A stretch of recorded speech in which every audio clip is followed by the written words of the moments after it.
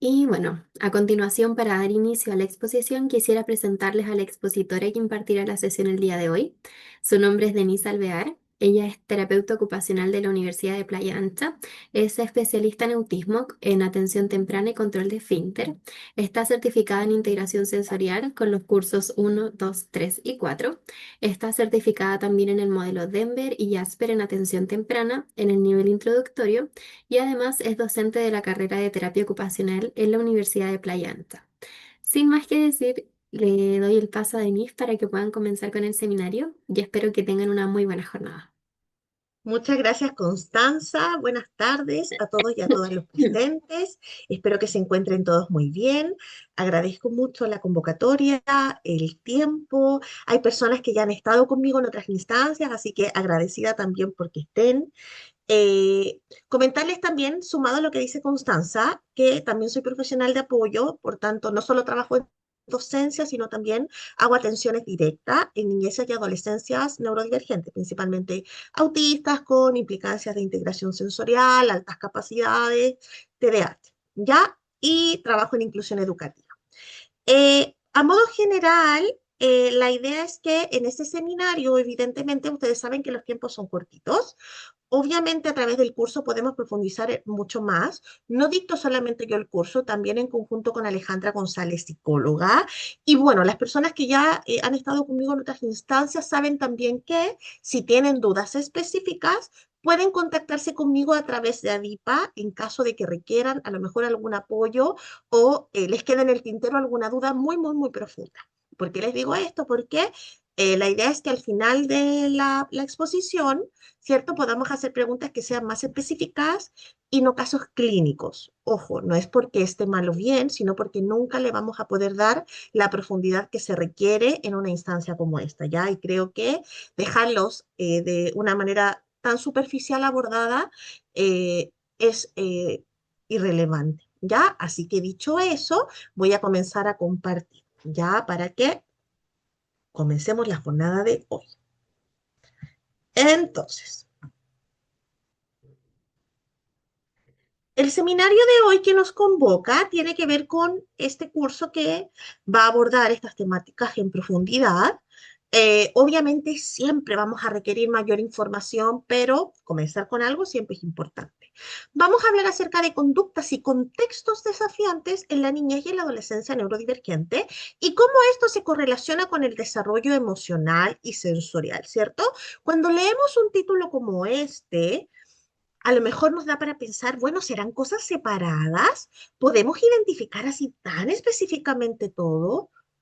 ¿Es un problema de la conducta que se debe resolver?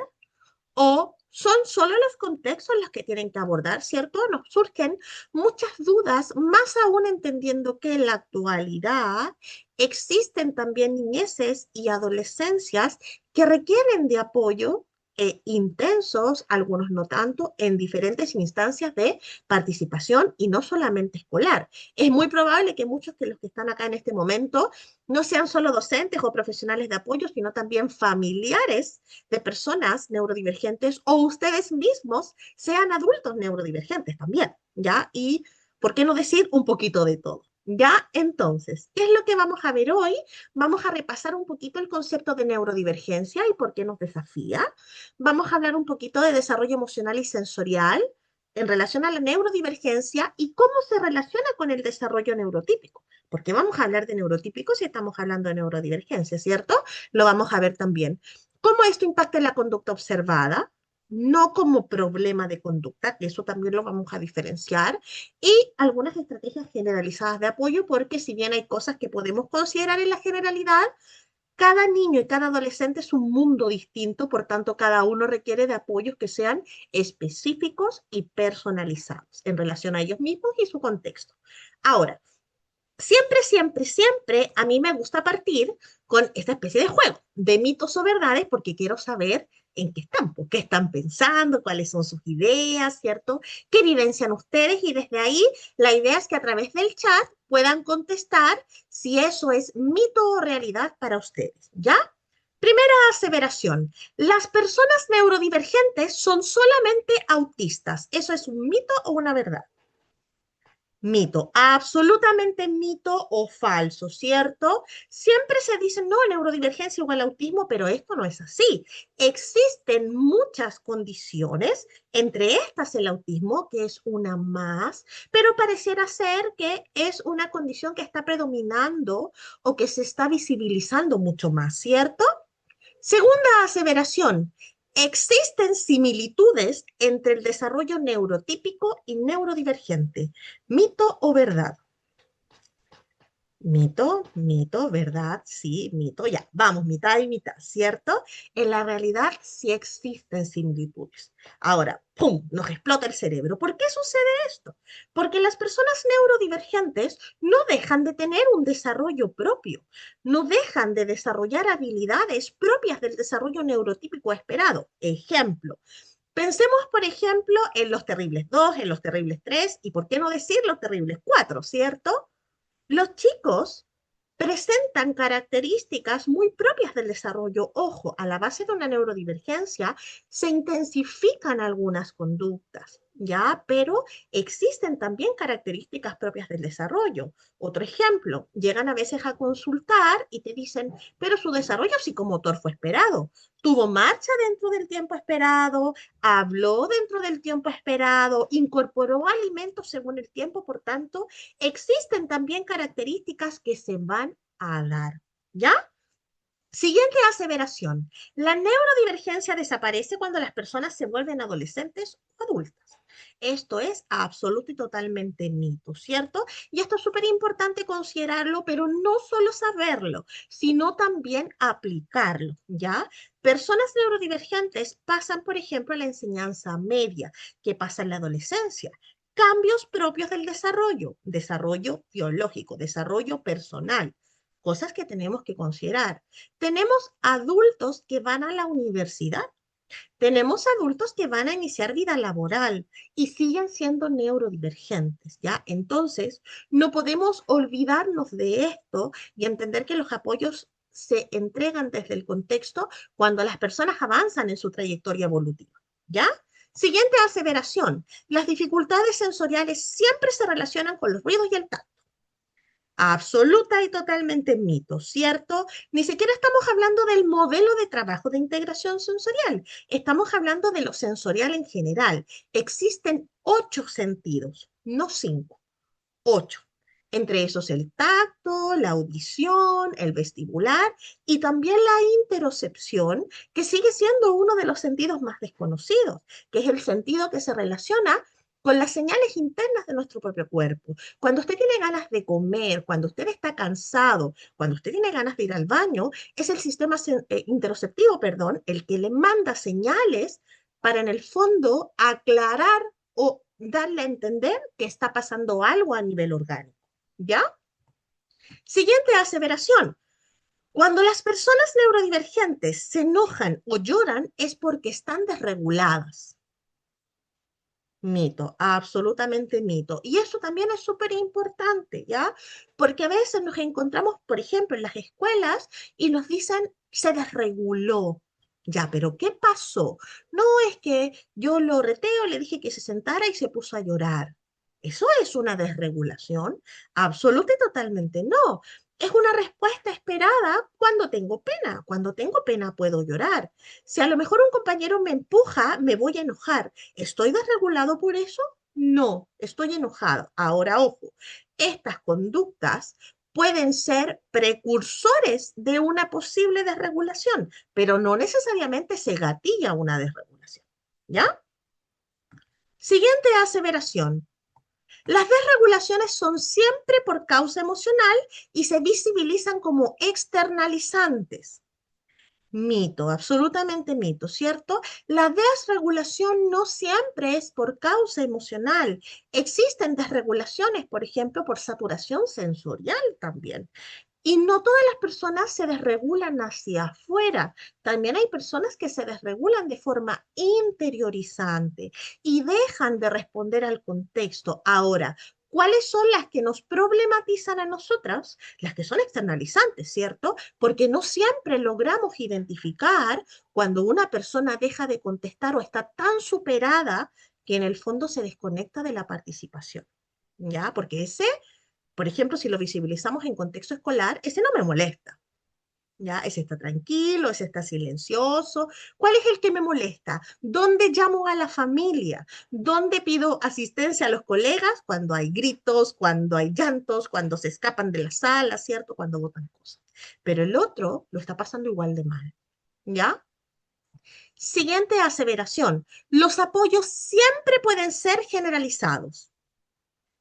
Esto también, absoluto y totalmente mito. Ahora, ojo, las personas son únicas, por tanto requieren apoyos específicos, respetuosos, específicos e intencionados, no necesariamente solo para ellos mismos, sino también para su contexto. Pero, no obstante, hay algunas adecuaciones, hay algunas modificaciones del ambiente que podemos encauzar, que evidentemente van a propiciar la participación de un grupo, por ejemplo. ¿Ya? Si tengo, por ejemplo, una sala que es oscura, si tengo, por ejemplo, una sala que está llena de trabajos pegados en la muralla, evidentemente eso es mucha saturación visual. Por tanto, va a generar una implicancia en el aprendizaje de los estudiantes. Y desde ahí sí puedo generar algunos ajustes que permitan el acceso al aprendizaje. ¿Ya? Y por último, última aseveración, las niñeces y adolescencias neurodivergentes nunca son capaces de reconocer sus emociones ni las de los demás. Absoluta y totalmente mito, ¿cierto? ¿Y de dónde se sustenta este mito? Por ejemplo, en las personas que no tienen lenguaje verbal o son mínimamente verbales o son ecolálicas o lenguaje gestalt, ¿cierto? El no hablar, el usar palabras sueltas, el a lo mejor no expresar tanto, no necesariamente me hace no comprender o no reconocer o no poder referir de otra manera, ¿ya? Existen diferentes formas de poder expresar, pero iniciamos este camino, sobre todo en la infancia, a través de la corregulación, que es un concepto súper, súper importante, no solo en la infancia, sino que nos acompaña durante toda la trayectoria evolutiva. A veces necesitamos personas correguladoras que nos ayuden a poder guiarnos, acompañarnos y contenernos en ese proceso para poder iniciar la comprensión, la explicación y el manejo. ¿Ya? Entonces, esperamos y pedimos, por ejemplo, que ya niños pequeños de 2, 3 años se estén regulando emocionalmente cuando no es esperado para la edad. Estamos esperando, por ejemplo, que un adolescente autista de nivel de apoyo 2 se regule solo en plena adolescencia cuando hay una neurodivergencia a la base y esperamos que funcione como un adolescente neurotípico. ¿Ya? Entonces, todas estas cosas son muy importantes a considerar. Ahora, neurodivergencia, ¿cierto? ¿Qué es la neurodivergencia o en la generalidad? Es un neurotipo que es específico, es un funcionamiento cerebral que es específico. No vamos a mirar el cerebro, vamos a ver conductas, ¿ya? Conducta, palabra que se usa y se sobreusa actualmente, ¿cierto? Porque es un problema de conducta, ¿ya? Pero en la realidad, la conducta es la acción observable. ¿Ya? Nada más que eso en este momento, ¿ya? Es un neurotipo específico que se expresa a través de conductas. Ahora, ¿por qué hablamos de neurodivergencia? Porque estas conductas refieren un procesamiento cerebral específico que se expresa en la motricidad, en lo sensorial, en lo cognitivo, en lo comunicacional social. ¿Y dónde está la diferenciación? La diferenciación viene en la correlación de lo socialmente esperado en la comparación con el desarrollo neurotípico, ¿cierto? ¿Y dónde lo vamos a visibilizar? En el funcionamiento social, la conducta adaptativa, el aprendizaje natural y regular. Y desde ahí, como bien referimos en un inicio, existen diferentes condiciones del neurodesarrollo, perdón, neurodivergentes. Entre estas, el autismo, el Tourette, la discapacidad intelectual, donde también los trastornos o las implicancias del procesamiento sensorial son una neurodivergencia, son una neurodivergencia en sí mismas y no tienen necesariamente que estar correlacionadas con otra condición para representarse. ¿ya? Existen personas que tienen implicancias sensoriomotoras y no necesariamente tienen otra condición. Y lo mismo pasa con la selectividad alimentaria. Las personas pueden ser selectivas alimentarias sin necesariamente, por ejemplo, ser autistas. ¿Ya? Lo que es súper importante de comprender también, porque claro, a veces vemos integración sensorial o implicancia sensorial y decimos autismo inmediatamente. ¿Por qué? Ojo, no está erróneo tampoco. En más de un 95% las personas autistas tienen implicancias sensorio-motoras, pero también existen personas que son no autistas que también pueden tenerlas. ¿Ya? Ahora, hablar de neurodivergencia no implica hablar de dificultades o lo que no se hace o lo que se hace mal. También implica hablar de fortalezas. Las personas neurodivergentes tienen fortalezas maravillosas, ¿ya? Y muchas veces nos detenemos a mirar aquellas cosas que hacen mal. Evaluamos en relación a lo que les falta, a lo que les dificulta. ¿Y cómo yo sustento un proceso de apoyo escolar, un proceso de apoyo emocional, un proceso de apoyo terapéutico si no reconozco fortalezas en las cuales basarme para sustentar mi trabajo? ¿Cómo yo, por ejemplo, cito una familia y le doy un listado de pautas donde en el fondo puntuó mal, o le doy un listado de las cosas que hacen mal, cuando no me detengo tampoco a hablar de las fortalezas, de lo que hace bien, y es muy importante, porque eso a la persona neurodivergente, sobre todo en la niñez y en la adolescencia, les da también lucecitas importantes, ¿ya? Y desde ahí, el contexto es un factor fundamental en el desarrollo de las personas. El contexto facilita o restringe la participación. Por tanto, lo que haga el contexto es fundamental. Y es súper importante considerarlo porque nos centramos en procesos terapéuticos para mejorar conductas, para desarrollar habilidades, para ser más independiente, pero esto no es posible solo con terapia. Por más terapia que usted le dé, esto requiere de ajustes del contexto, esto requiere de apoyos en los accesos, de acompañamientos sensibles, respetuosos en relación también a la neuroafirmatividad. ¿Ya? ¿Por qué la neurodivergencia entonces nos desafía? ¿Cierto? Porque por algo estamos acá, queremos saber más. ¿Por qué la neurodivergencia nos desafía, ojo, en cualquier tipo de contexto?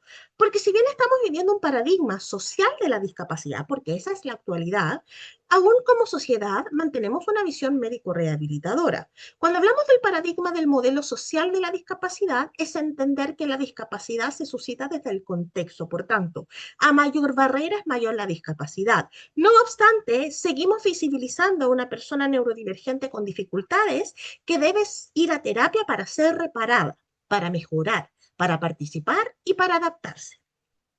¿En relación a qué? A un neurotípico. ¿Ya? Entonces, claro, nos convivimos con esta persona que va a ser neurodivergente toda su vida, que evidentemente va a desarrollar habilidades, destrezas en un contexto terapéutico, que probablemente su familia se va a empoderar y él también, pero no va a dejar de ser neurodivergente. ¿Ya? Desde ahí, evidentemente, el foco es lo más normal y adaptado posible, y en realidad esto no resulta y es súper frustrante, porque queremos hacer neurotípicos a los neurodivergentes. Y ojo, desde ahí, por ejemplo, surgen terapias que podemos tener miradas distintas, a mí no me gustan, ya como por ejemplo aquellas que modifican conductas, ¿cierto? Como el análisis conductual aplicado, ¿ya? Porque en el fondo necesito modificar esta conducta para participar óptimamente. ¿Y quién define qué es lo óptimo? La sociedad, ¿ya? Entonces, desde ahí, obviamente, la mirada se amplía, ¿ya? Algo que yo siempre digo y que no dije en un inicio, una cosa es lo técnico teórico que yo les voy a compartir y otra cosa también es mi opinión, ¿ya? No puedo desprender una cosa de otra, ¿ya? ¿Para qué? Siempre digo, ¿para qué me invitan si saben cómo me pongo? ¿Ya? Así que, desde ahí sigo entonces. No queremos cargarnos con más trabajo del que ya se tiene. Y eso no quiere decir que seamos flojos, que en los colegios nos falte trabajo, ¿cierto? El sistema es demandante. Neurodivergencia, por ejemplo, en las escuelas hay bastante, y no solamente neurodivergencia, hay niñeces neurotípicas, hay niñeces con implicancias en la salud mental, hay niñeces inmigrantes, porque sí, aunque nos tapemos los ojos y podamos decir que no, existen. Por tanto, la diversidad escolar es muy amplia. Por tanto, los requerimientos de apoyo son altamente variables y nos desafían. En casa, tener un hijo, un hermano, un familiar neurodivergente nos desafía. Y muchas veces son más de uno. ¿Por qué? Porque la neurodivergencia es hereditaria, ¿ya? No estamos preparados, es algo nuevo. No, no es algo nuevo, no es una moda, no apareció ahora, solo que ahora se hacen más visibles porque tienen un nombre, tienen un, características que son específicas, ¿ya? Existe mayor conocimiento y nos asusta lo nuevo, lo que creemos nuevo o lo que nos desafía. Por eso preferimos muchas veces lo conocido y constantemente nos hacemos preguntas. Por ejemplo, cuando salió en primera instancia la ley de inclusión en Chile el 2010, pero ¿cómo va a haber ley de inclusión si el sistema no está preparado, ¿cierto? Después, la ley de garantías integrales en la niñez, pero ¿cómo? Que los niños, que los adultos son quienes tienen que opinar. Ley de autismo, pero ¿cómo? La ley de autismo y que el sistema y que los recursos siempre pasa algo. En la realidad, no siempre estamos tan preparados, pero el no estar preparados no quiere decir que no esté sucediendo. ¿Ya? Aludimos a la inclusión, pero propiciamos la integración, ¿cierto? Sí que venga, sí que esté dentro de la sala, sí que se siente. Y de repente nos encontramos con chicos que están jugando en la mesa, que están sin actividades intencionadas. Me he encontrado con algunas escuelas especiales donde los niños están con tablet y celular todo el tiempo. Entonces ahí, ¿dónde está la inclusión? ¿Qué tipo de adecuaciones estamos utilizando para poder hacer un acompañamiento efectivo? Eso no quiere decir que va a ser igual al resto, pero siempre tenemos que explorar un poquito más en profundidad. Y desde ahí, ¿somos todos un poco neurodivergentes? Lo cierto es que no. O no somos. ¿Cumplimos criterios o no los cumplimos? Porque si fuéramos todos un poco neurodivergentes, estaríamos haciendo terapias de apoyo a los neurotípicos, y no es el caso, ¿cierto? Entonces, ¿somos o no somos? Cumplimos criterios específicos que nos identifican en condiciones neurodivergentes específicas. Y esto es súper importante porque cuando usamos este tipo de frases, lo que hacemos es invisibilizar los apoyos. Y esto no puede suceder. ¿Ya? Desde ahí, ya entrando a la parte emocional, nos vamos a encontrar evidentemente con un desarrollo neurotípico emocional o típico o esperado. A mí en lo particular no me gusta la palabra típica, trato de usar un poquito más esperado, porque si usamos típico es atípico y lo atípico o lo anormal tiende a ser feo, ¿ya? Y desde ahí me parece poco respetuoso referirme así a la neurodivergencia.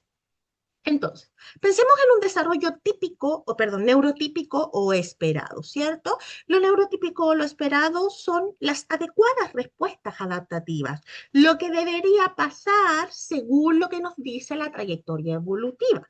Pero ojo, existen estudios, evidentemente, que llevan mucho tiempo.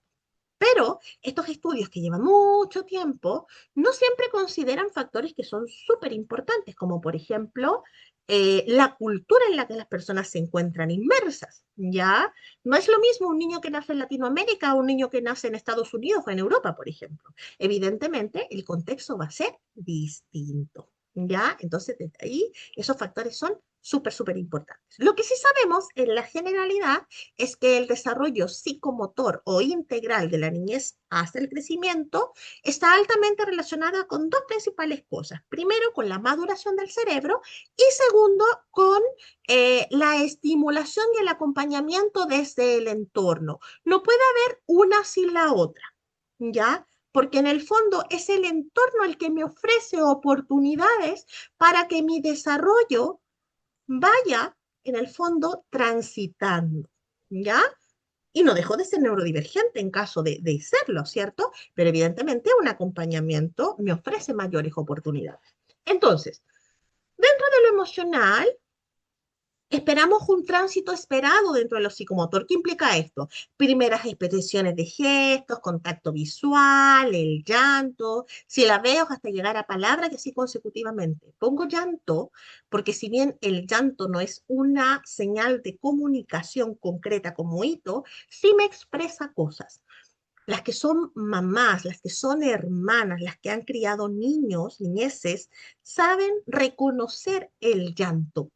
Uno sabe cuando hay hambre, uno sabe cuando hay sueño, uno sabe cuando hay pena, ¿ya? Porque es una forma comunicacional también, no un hito concreto, pero sí se comunica, ¿ya? De hecho, es más, hay em, eh, autores que postulan que la sonrisa social es un hito relacionado con la supervivencia y no solamente social. Ahora uno dice, ¿por qué? Tiene todo el sentido del mundo. Imagínense esa guagua preciosa que usted le sonríe y le hace gracias. ¿Qué va a hacer usted? Se derrite por esa guagua. Supló todo lo que la guagua necesita con esa sonrisa. Supervivencia absoluta y total. ¿Ya?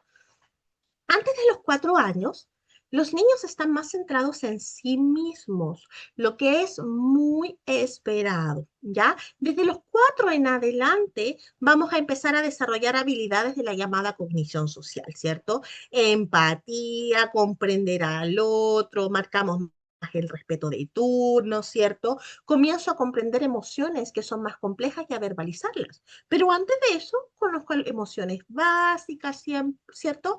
Busco corregulación del adulto, con un abrazo, con un cariño, me calmo, ¿ya? Eso es esperado. Por eso las educadoras de párvulo cumplen un rol tan importante. ¿Por qué? Porque generan este acompañamiento significativo, ¿cierto? Después de eso, seguimos avanzando, avanzando, avanzando y llegamos a los 6, donde ya a los 6 podemos comenzar recién a hablar de las primeras bases de la autorregulación emocional. No es que antes no lo hiciéramos, acá se hace mucho más visible, porque cuando seguimos en la trayectoria evolutiva, ya llegando a los 8, o 12 años, ¿cierto? Hay un pensamiento más reflexivo, hay un mayor autoanálisis, comienzo a comprender mucho más cómo mis conductas impactan en el otro, ¿cierto? Pero a la vez esto se acompaña de un desarrollo biológico que en el fondo también genera que la expresión pueda ser muy intensa, ¿cierto? Porque no solo tenemos adolescencia, también tenemos preadolescencia, ¿ya? Y desde ahí, en la adolescencia misma, que también es súper variable en cuanto a la edad, el desarrollo emocional va a ser altamente incidido por los cambios propios de la etapa del desarrollo y también por factores contextuales. Entendiendo que la neurodivergencia funciona así. A mayor demanda también del contexto, mayor es la manifestación de las conductas.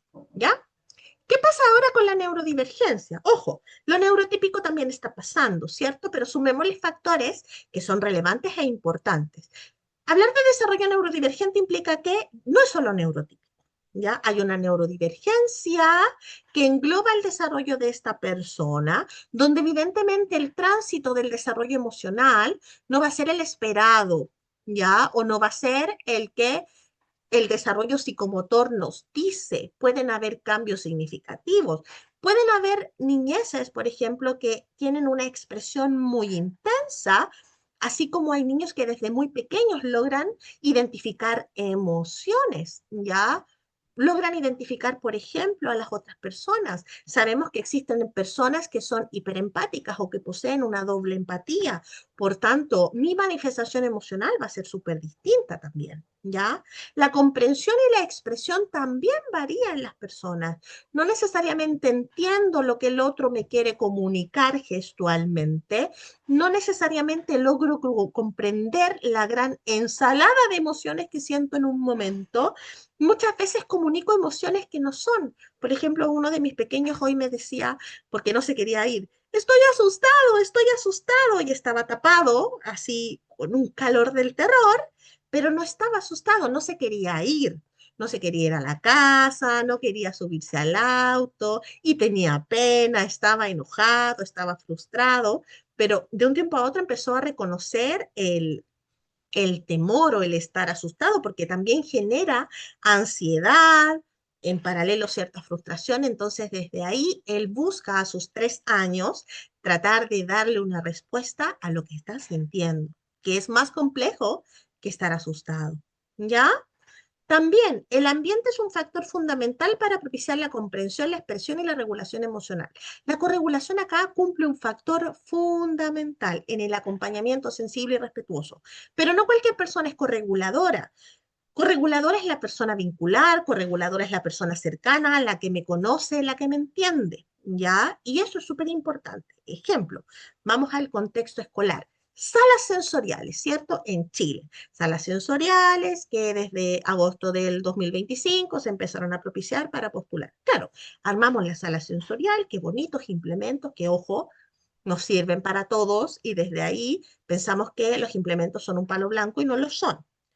Pero no es suficiente porque la sala sensorial como tal no es una regulación automática, ¿ya? Lo sensorial me ayuda bastante, pero pueden ser distintas las situaciones que están gatillando una situación emocional compleja, por ejemplo. Y desde ahí, las personas correguladoras cumplen un rol fundamental. Pensemos, por ejemplo, en el estudiantado autista.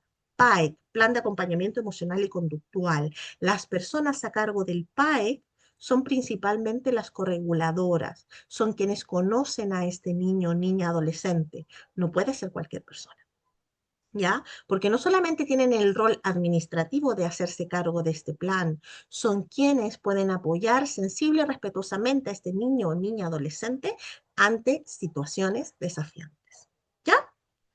Y desde ahí, las necesidades de apoyo sensoriales, la flexibilidad, el lenguaje y la comunicación también van a impactar en la expresión emocional. Y esto es súper importante. De repente nos vamos a encontrar con chicos que están desregulados y uno dice, está desregulado emocionalmente. Y no siempre se nos viene a la cabeza que la falta de oportunidades de comunicación también puede gatillar una situación desafiante. ¿Ya? Porque existen muchas situaciones, no solo sensoriales. Si tengo un niño que no tiene posibilidad de comunicarse, que estoy a la espera eterna de que saque el lenguaje verbal, por ejemplo, y antes no le ofrezco ninguna oportunidad, puede ser una posibilidad de poder generar situaciones desafiantes como una desregulación, ¿ya? Por otro lado, vámonos con la alerta y la praxis respecto a la integración sensorial. A veces la gente habla de integración sensorial como si la integración sensorial fuera un problema. No, la integración sensorial es un proceso que hacemos todas las personas.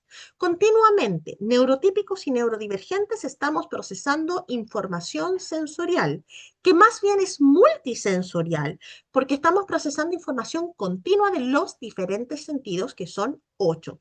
Es un proceso neurológico donde el cerebro organiza todas las sensaciones, todos los sentidos que vienen desde afuera y desde el propio cuerpo, porque sí, nuestro cuerpo también genera sensaciones, como por ejemplo la interocepción o la propiocepción, ¿cierto? Propiocepción, sentido relacionado principalmente con la conciencia corporal. Y toda esta organización, modulación, me permite organizar la información sensorial para entregar respuestas adaptativas frente a los diferentes desafíos que pueden surgir en el entorno. Un desafío no necesariamente es algo muy complejo para cualquier persona. Un desafío puede ser mantenerme atento a pesar que afuera de la sala están jugando a la pelota y el ruido me distrae. Un desafío puede ser tener que mantenerme sentado más de 20 minutos cuando llevo 10 y ya estoy superado y necesito moverme. Estas son situaciones desafiantes del contexto en donde yo desde lo sensorial tengo que generar respuestas adaptativas. ¿Ya? En este momento que usted está sentado, sentada, atendiendo a este seminario, su sistema visual está funcionando, su sistema auditivo está funcionando, probablemente la guata le suene de hambre, ¿cierto? Porque ya el tiempo se nos está pasando. Es su sistema vestibular el que le permite mantener una alineación postural y no caer estirado sobre la mesa, por ejemplo. Es su sistema táctil el que le permite a lo mejor la motricidad fina para poder tomar el lápiz. Es su sistema propioceptivo que le permite regular la fuerza de los agarres o saber cómo funcionan sus extremidades sin necesidad de tener que estarlas mirando. Por tanto, constantemente estamos procesando información sensorial. Ahora, llevémoslo a la neurodivergencia. Ya sabemos que no solamente las personas autistas pueden tener implicancias sensoriomotoras, son sensoriomotoras porque hablamos de alerta y praxis. Praxis, movimiento, la parte motora, y la alerta es lo que me permite mantenerme o no conectada a lo que está pasando en el entorno. Ya, por tanto, no solo hablamos de hiper o hiporrespuesta, sino también hablamos de implicancias de ideación y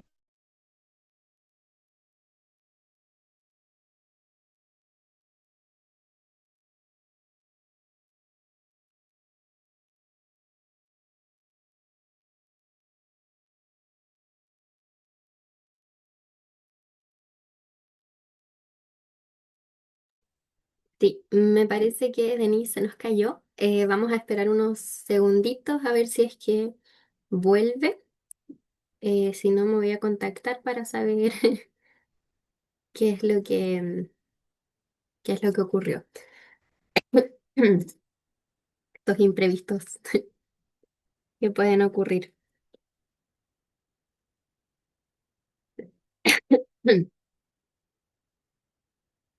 Sí, me parece que se nos cayó. Vamos a pausar la grabación unos minutitos hasta que se vuelva a reincorporar Denise. maravilloso, muchas gracias. Y no me está... Ah, ya. ¿En cuál era, Denise? Perdóname. Más atrás, más atrás, más atrás, ahí. Esta. No, sigue, sigue, sigue, sigue, sigue. La que dice alerta y praxis.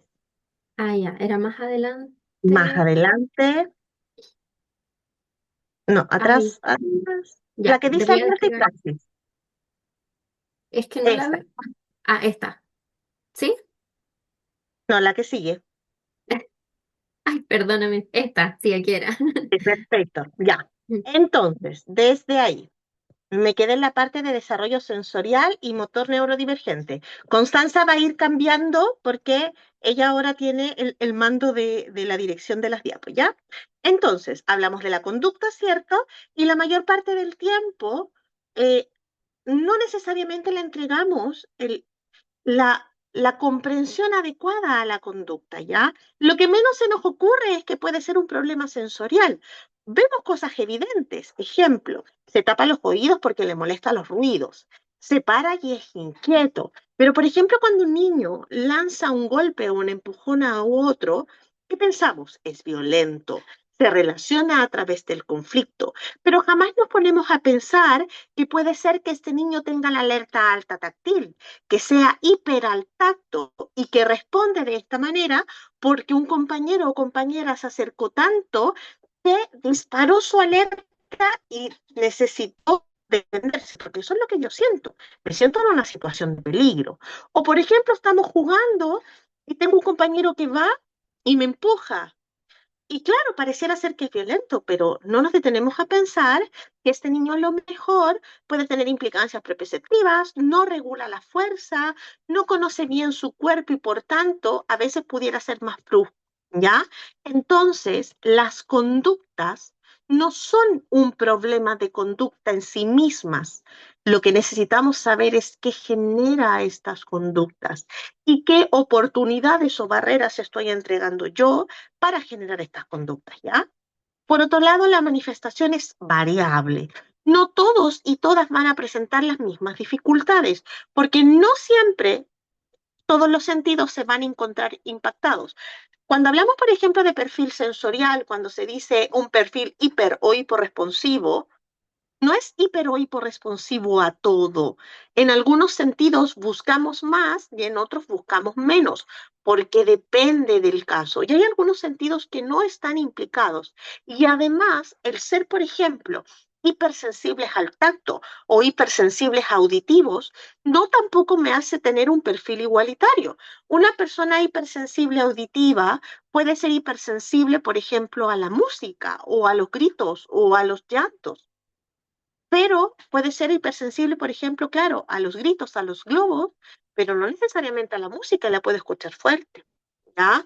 Por tanto, eso también es variable. Una persona hipersensible al tacto no necesariamente le van a molestar las etiquetas, le van a molestar las texturas, al contrario, nos podemos encontrar con personas que disfrutan tocar cosas, pero a lo mejor sus dificultades radican en otras características. Por tanto, siempre tenemos que ampliar un poco más la mirada.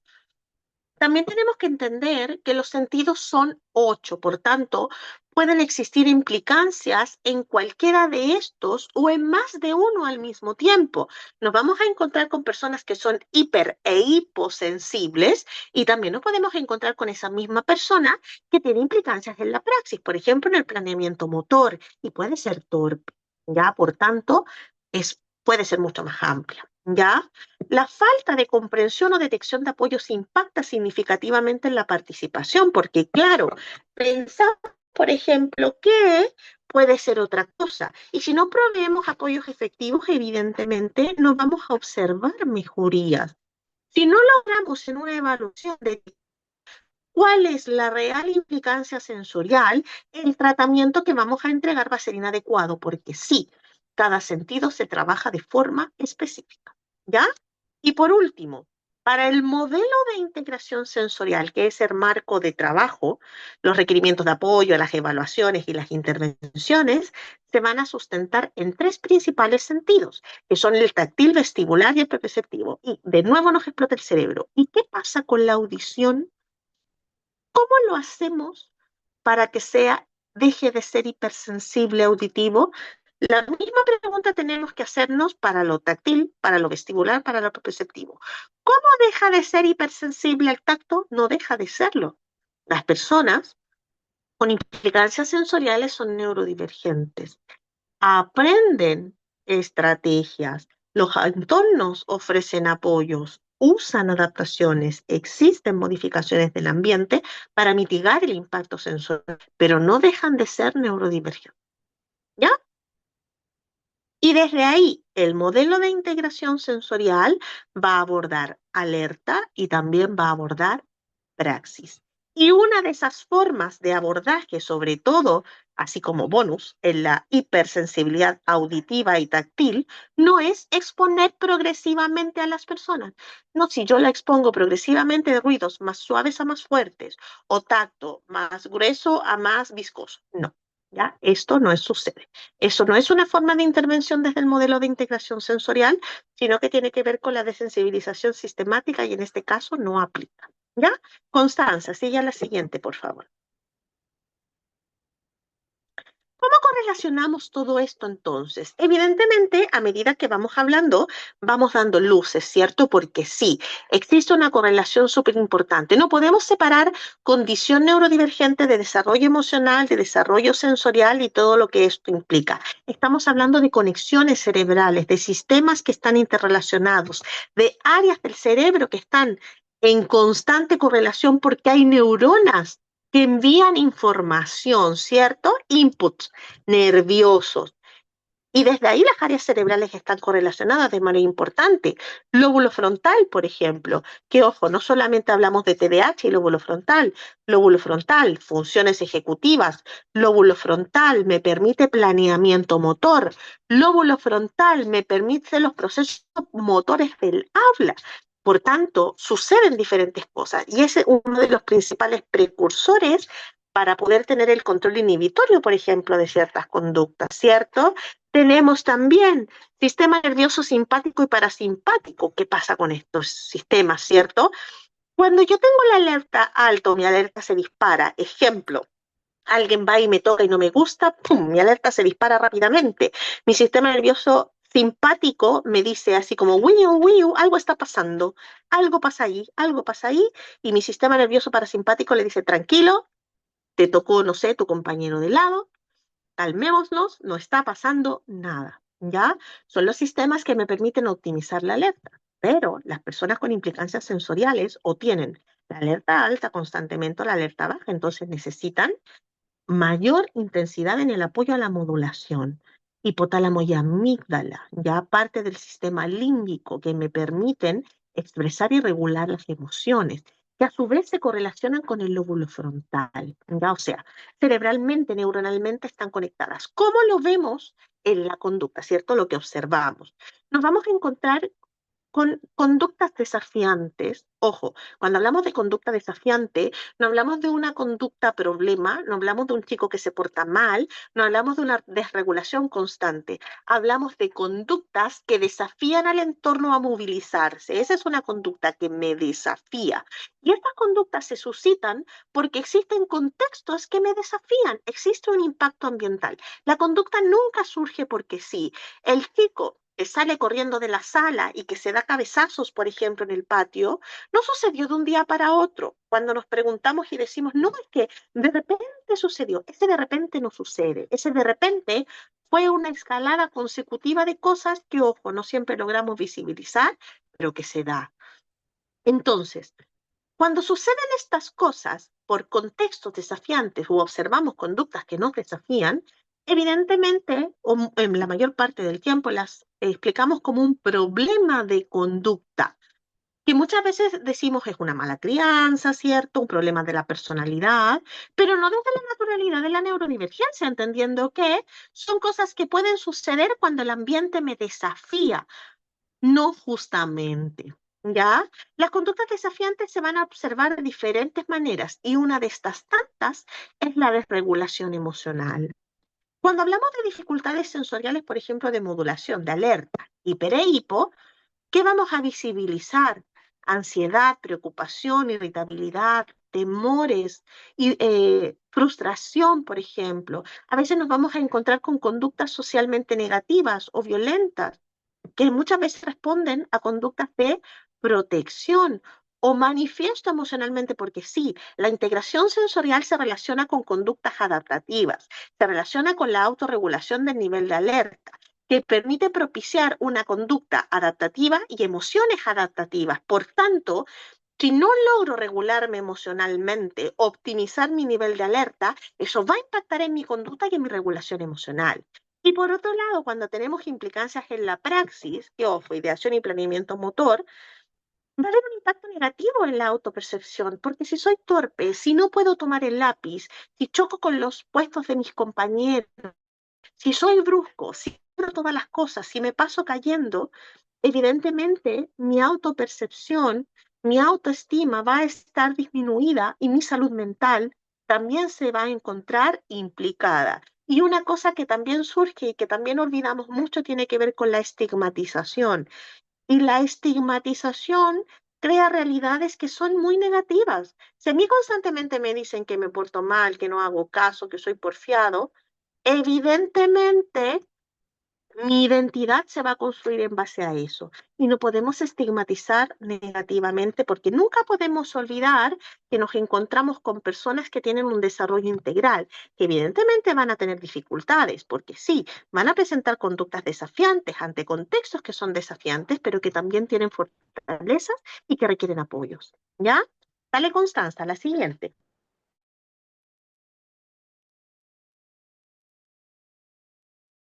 Ya, denme un segundito para poder Constanza, compartir. Dígame, vamos a... ¿cómo Denise se te cortó? Ahora sí. Sí, dime.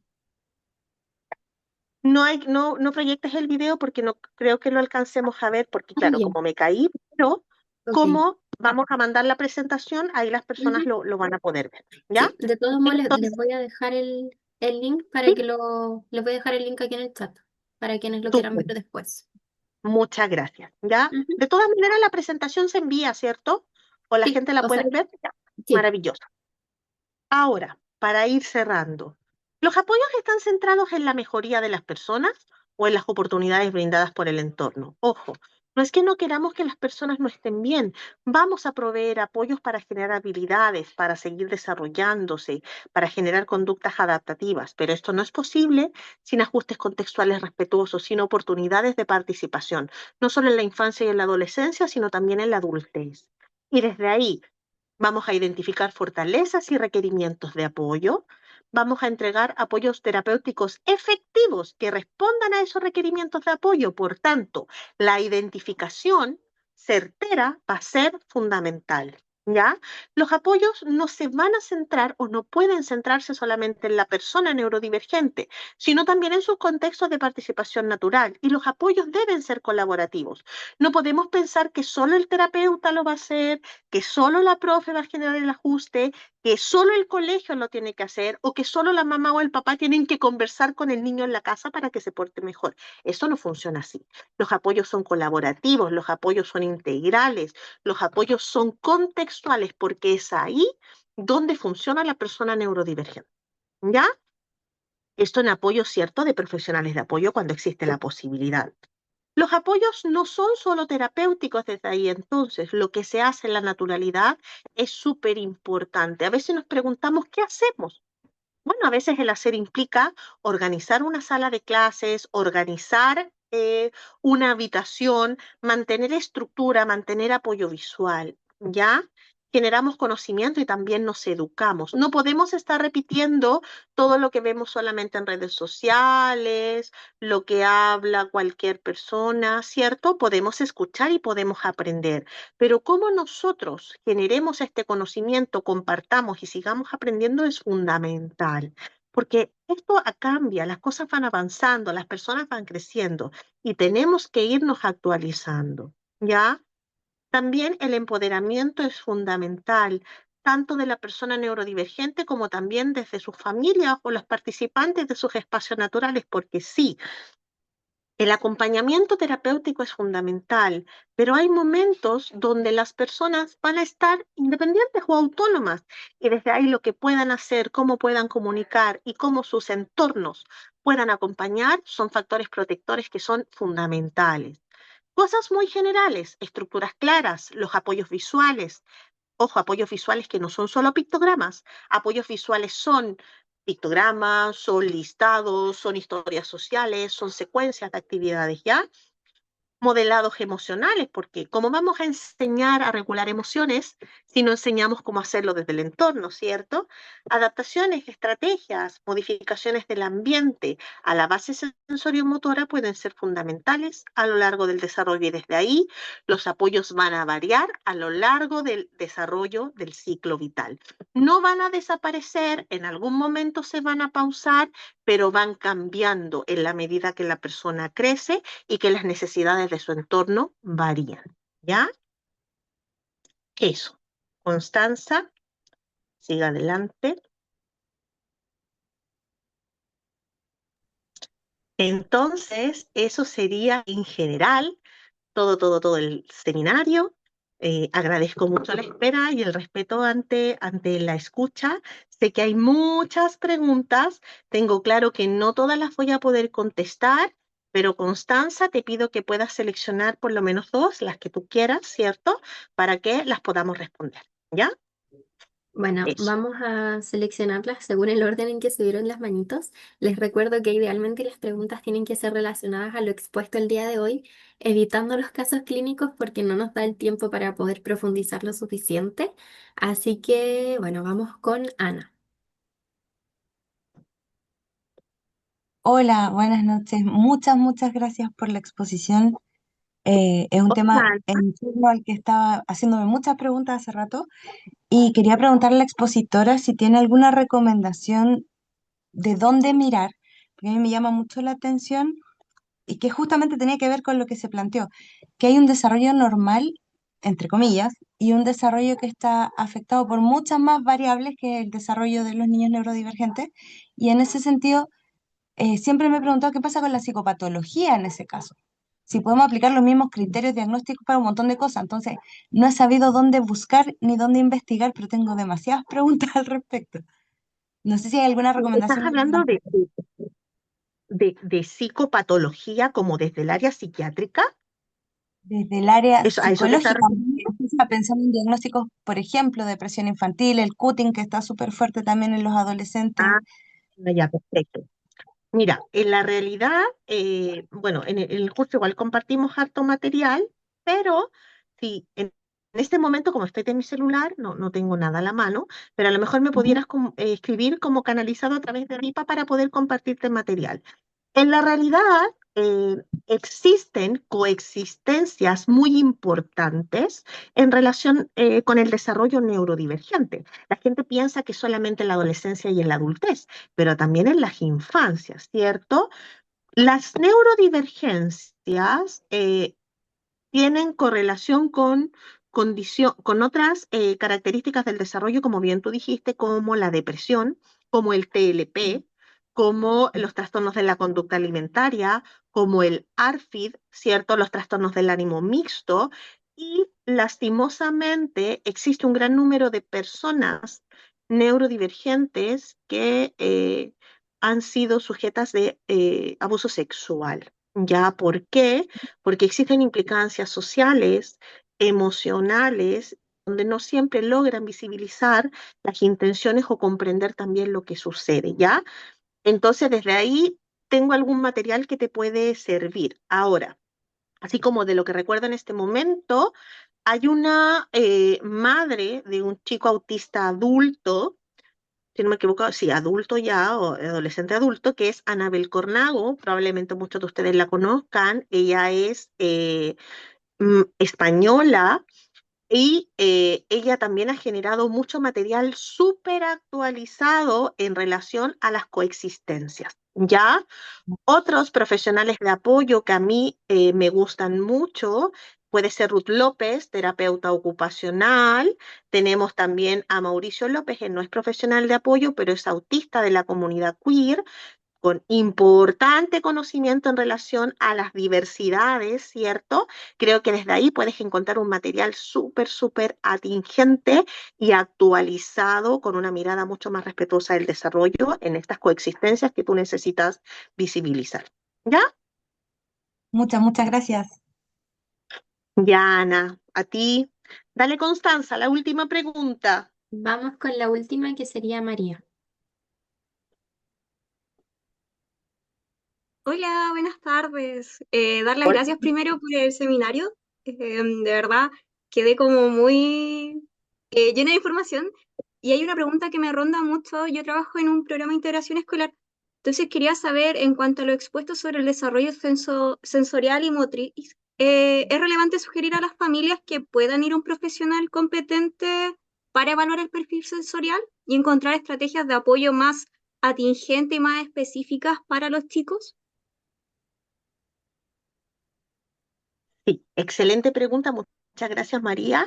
Es una pregunta que surge y que las respuestas son variables, pero en realidad es una sola. Sí, sí, ¿ya? Más aún cuando en el colegio no existe el profesional de apoyo que pueda canalizarlo, ¿ya? La gente piensa, por qué razón no lo sé, que aplicar un perfil sensorial es como tengo un documento, lo lleno y listo. No. ¿Qué es lo que pasa, por ejemplo, con el test de Conners, que a mí me llama mucho la atención? Es como, te hago un test de Conners, listo. ¿De qué me sirve un test de Conners si no lo sé interpretar?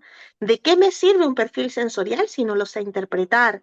¿De qué me sirven cualquier otro instrumento? Existen profesionales específicos que abordan temáticas específicas. El desarrollo sensoriomotor o cuando existen dudas acerca de esto es abordado por un terapeuta ocupacional. Para la Corporación Chilena de Integración Sensorial, ojo, todos los profesionales, cualquiera quien sea, puede tomar el curso 1 de integración sensorial, pero la línea completa es de la terapia ocupacional y ahora están metiendo cabida a los kinesiólogos. Ojo, me encantan los kinesiólogos, el trabajo es maravilloso, pero la integración sensorial tiene un fin en la ocupación. No me sirve de nada saber si soy hiper, hipo o soy TOT-P, por ejemplo, si no conozco cómo eso genera una implicancia ocupacional. Y desde ahí, los terapeutas ocupacionales son la clave. ¿Qué es lo que pasa ahora? Existe obviamente una diversidad muy grande de familias y de accesos a esto, diferentes economías, diferentes realidades. Entonces, desde ahí siempre es súper bueno compartir datos. Existen profesionales que atienden por FONASA, existen profesionales que atienden a bajo costo, existen agrupaciones sin fines de lucro, existen derivaciones también a centros comunales. Entonces, desde ahí hay que en el fondo buscar cuál es la posibilidad mejor, pero un terapeuta ocupacional es la clave. ¿Ya? Eso, María, no sé si respondo tu pregunta.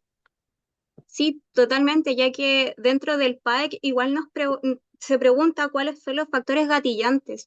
Y a nosotros, por lo menos en el pie, nos pidieron ser súper Absolutamente. específicos para poder diferenciar cuándo en realidad hubo una desregulación y cuándo no. Entonces siento que esto podría ayudar más a especificar ciertas estrategias, a identificar mayor cuándo una desregulación o cuándo no. Así que, gracias. Sí, totalmente. Y ojo, el tema del PAEC es súper importante y yo creo que se le da poco peso también, porque el PAEC informa fortalezas, desafíos, dificultades, gatillantes, precursores y a la vez entrega herramientas en relación a lo específico. Por tanto, entre tú más específico seas, los apoyos o la medida va a ser más específica, porque además el PAEC no es una herramienta necesariamente reactiva. El principal foco es preventivo, por tanto, entre mejor sea el despeje, los apoyos van a ser mejor y las situaciones desafiantes se van a reducir considerablemente. No queremos abordar la desregulación in situ siempre, queremos saber cómo hacer para mitigar el impacto de ese estudiante y de también de su entorno. ¿Ya? Eso, María, muchas gracias. Muchas gracias entonces a todos. Sé que hay muchas preguntas, no las puedo canalizar todas en base al tiempo, pero estoy muy agradecida de el respeto, de la espera ante mi caída técnica. Ya espero haya sido muy clara, espero hayan disfrutado de esta instancia igual que yo y nos encontramos en otras instancias también. ¿Ya? Así que muchas gracias, Constanza, por el apoyo. Que tengan un buen descanso. Muchas gracias, Denis, que estés bien.